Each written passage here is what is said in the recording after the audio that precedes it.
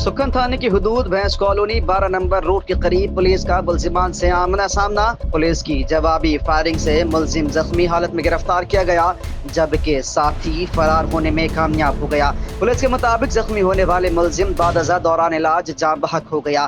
ملزم کی شناخت معشوق عرف بادشاہ کے نام سے ہوئی۔ ملزمان ڈکیتی مزاحمت پر ایک شہری کو قتل جبکہ دوسرے کو زخمی کر کے فرار ہو رہے تھے۔ ملزم کے قبضے سے اسلحہ اور مسروقہ سامان برآمد کیا گیا، جبکہ شالا تیف ٹاؤن میں پولیس اور ملزمان کے درمیان دو بدو فائرنگ کا تبادلہ ہوا۔ پولیس کی جوابی فائرنگ سے زخمی ہونے 2 ملزمان گرفتار کر لیے گئے۔ پولیس کے مطابق ملزمان ذاکر اور عامر علاقے میں شہریوں سے لوٹ مار کی وارداتوں میں ملوث ہیں۔